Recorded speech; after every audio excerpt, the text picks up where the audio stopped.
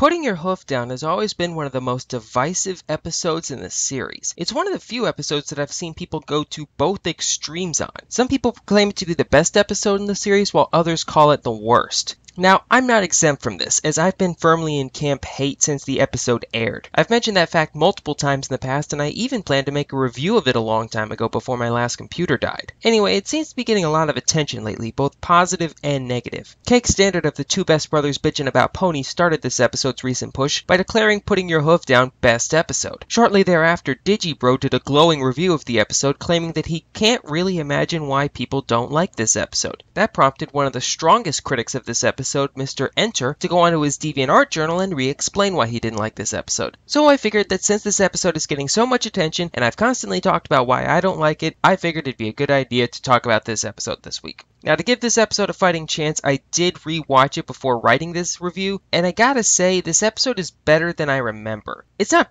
brilliant by any means, and it's probably still somewhere in the middle of my top 10 worst episodes list, but it's at least out of the top couple of spots on that list. For example, this episode has one of the best interpretations of Pinkie Pie in a supporting role in the entire series. People bash Season 4 for treating Pinkie Pie like an idiot when she's not the lead character of the episode, but really it's been a series-long problem. There are very few episodes where Pinkie Pie acts in an intelligent way when she's not the star of the show. Interestingly enough, our opinion of Pinkie Pie might be similar to those of the Ponyvillians. When the ponies are paying attention to Pinkie and want to be entertained by her, she's a friggin' riot. But when they're focusing on more urgent matters and she's in the background just flapping her gums and making dumb jokes, they think she's annoying. Kinda interesting.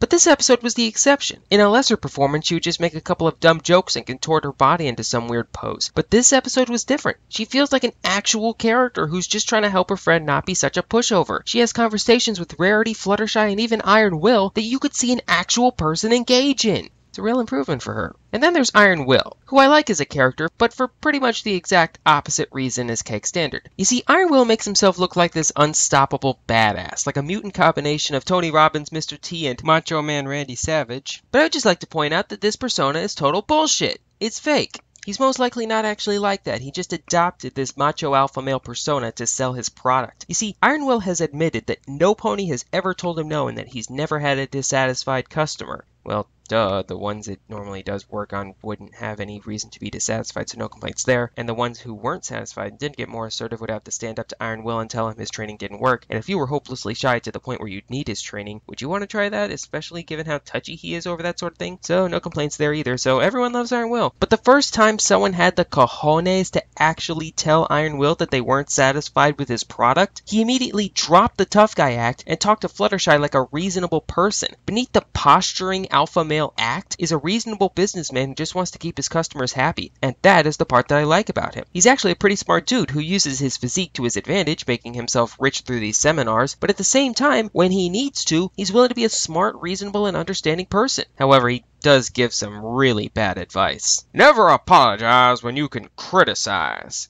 Translation: never take responsibility for your actions. Instead, place the blame on someone else. Brilliant. Although Fluttershy doesn't make it any better, she actually takes Iron Will's words and warps them into even more aggressive versions of what Iron Will said. She took never apologize when you can criticize and turned it into you apologize, I penalize. Great job, Fluttershy. Now, one of the most frequent criticisms for this episode is the fact that the Ponyvillians are now dicks for no real reason. This is especially jarring given how the previous episode had the frickin' Smile song in it. But I don't think it's that bad. The Smile song did have a lot of the Ponyvillians in it, but noticeably missing from the song were this asshole, these assholes, and this douchebag. Not every single person in Ponyville is super friendly, and I wouldn't expect them to be. That's just kinda unrealistic. I didn't like these assholes as actual characters, but I do think that their inclusion in this episode wasn't a bad thing. Now, for me, this episode is similar to Some Pony to Watch Over Me. That most of the episode was alright for me, but there was a couple individual parts in the episode that just pissed me off. Starting with Angel. Oh, Christ, this little bastard. Now, I don't want to be too harsh on the little guy since 95% of the town was either physically or verbally kicking Fluttershy's ass, but holy hell, man, you are not making it easy for me. When he slapped Fluttershy in the face, it just felt wrong. There is violence in this show, but it's usually done in a slapstick kind of way that's not that bad. But this felt more violent than pretty much anything else on the show. and he kept getting rewarded for his dicketry. He flips the bowl of pellets onto Fluttershy's head. He gets the salad that looks delicious enough for me to eat. He throws that out. Fluttershy goes out and makes him the meal of his choosing. It just annoyed the crap out of me that Angel kept wrecking Fluttershy and he kept getting rewarded without ever getting his comeuppance. In fact, no one ever got their comeuppance in this episode. Not the cherry salesman, not the hippie girls, and particularly not Angel. If she did strike back against them after the assertiveness training, then I'd love this episode all the more, but sadly that doesn't happen. As for Fluttershy, I was originally on her side when she started kicking all of the ass around town. Would have been better if it was the asses of those that wronged her in the first place that she kicked, but oh well, I guess this is why we can't have nice things. When Fluttershy soaked the gardener, she was in the right. He treated her like garbage, and as such, she retaliated in a reasonable manner. When Fluttershy dumped the garbage on the ponies on the bridge, she was in the right. Although, less so, since she could, fly over or around it. But come on, if it wasn't Fluttershy, then some pony would have to get those two off the bridge. Seriously, just get off the bridge to tell the joke. You're holding up traffic. When Fluttershy made that pony at Sugar Cube Corner go to the back of the line, she was in the right. That pony went out of her way to cut in front of Fluttershy, and when she called her out on it, she acted dumb and stayed where she was. To the back of the line with you, you bitch!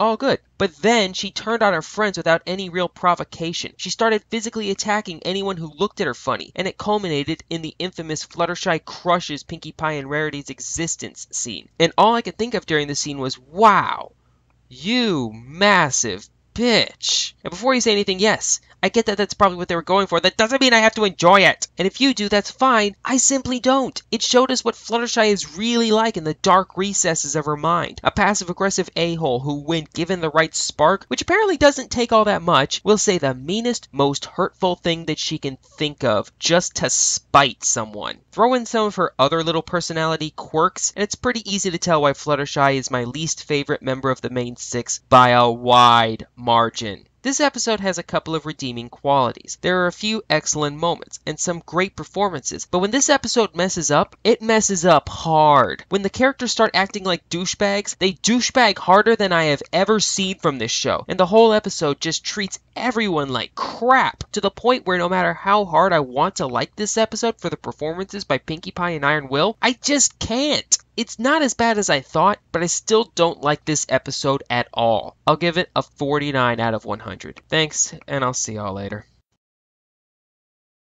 Just to let you guys know, I'm helping out Persian Poetess with the MLP Analysis website.